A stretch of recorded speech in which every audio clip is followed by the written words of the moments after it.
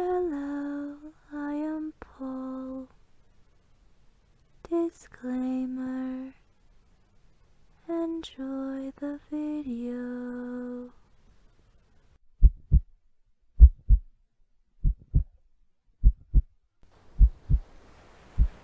The dim light casted dancing shadows across the room. It swayed back and forth with the rhythm of the tide. Inside the music room, however, all eyes were unmovably fixed on her. Her name was not important. No one cared about her identity, her past, or even her very self. It was the voice. A voice that with each note, perfectly expressed, made those who heard her vow eternal love. She finished her song with a lingering note. It remained suspended. It seemed not long enough. Then silence. One by one they dared to breathe again. They held their praise for a moment. Then they all cheered. They all flattered and pleaded her. But she would not listen. She would not sing again, for she had her eyes fixed on a man, the captain. She slipped away into the starred night, while the evening motored away for the rest of the passengers. Outside, under a full moon, she raised her silver eyes and listened to the whispers between the sky and the ocean. She waited for her lover beneath the washing blue reflected on the sky. A voice swept her from behind, low and dark. She turned to face a young man, a stranger, who proclaimed everlasting love. She smiled. "My very own sailor," she contemplated. "Yours indeed," he replied. "Come with me to America. Marry me." He pleaded, but she denied. "You shall not have me. Not here, not in land," she said. "I already have a captain."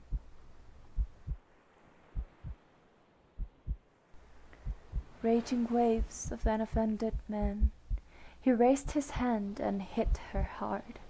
She fell, loudly hitting the ground. She moaned her pain, but he only heard the defiant sound of her fight. He took a rope and tied her to an anchor. He threw her body into the deep unknown. Once it was done, he remained there, watching the foam.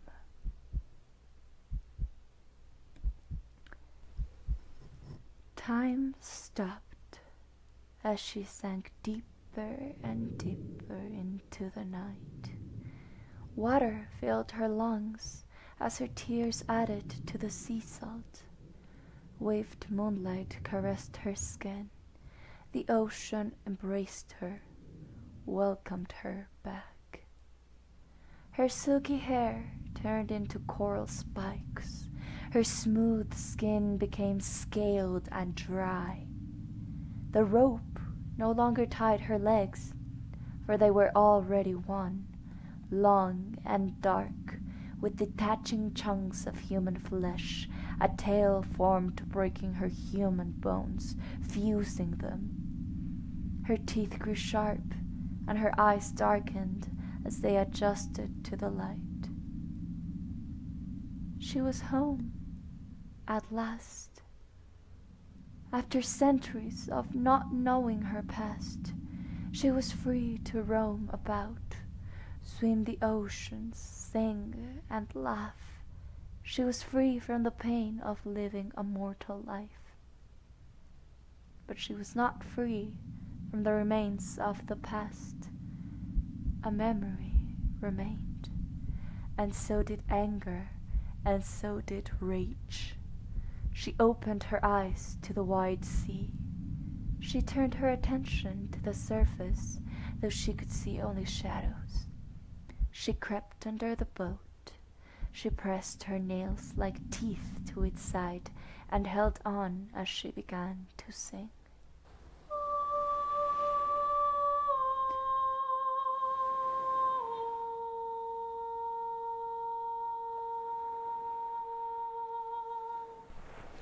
It did not take her long to lure them all outside. It did not take them long to jump one by one. She tore into their guts as soon as they hit the water. She tore off limbs, she bit off flesh, she pulled them deep into the water until their lungs burst open for not being able to decompress. One by one they died, until there was only one next to one.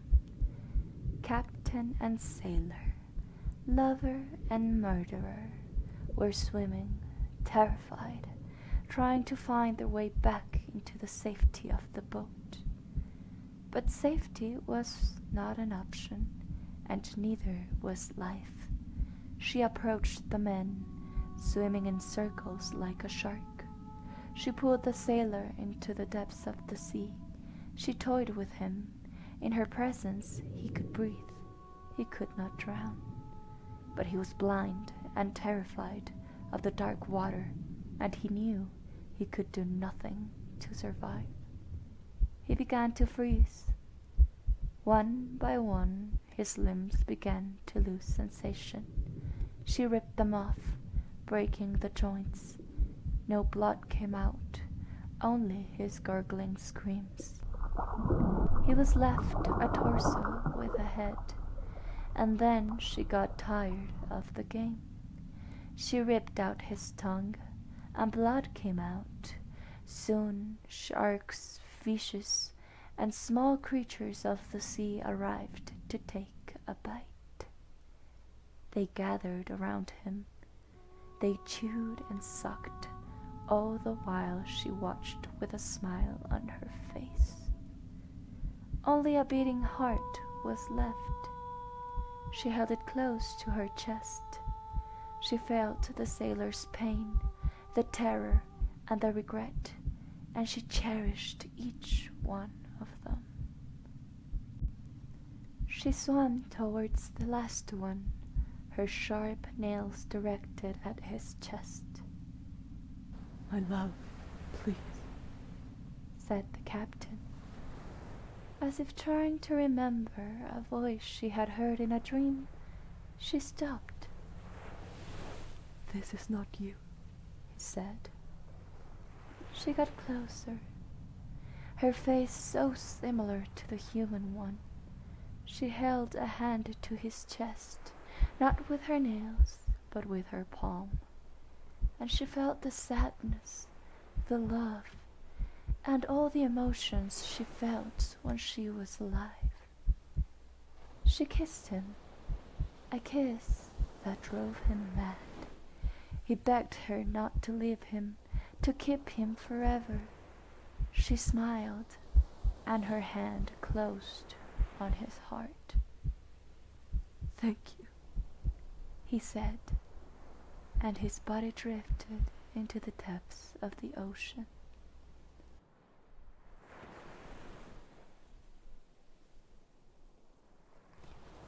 And she held both hearts close to her own. They beat at different rhythms, and they felt such different things. She wondered how many emotions a man could feel. Ever so often, a boat changes its course, called by the most wonderful, enchanting voice. And ever so often, one will survive, and he will tell how they all died, one by one.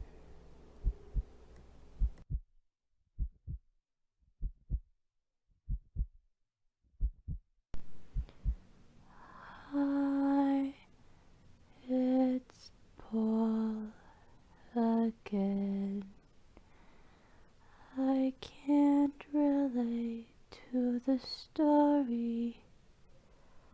I don't have a heart. Anyway, like and subscribe.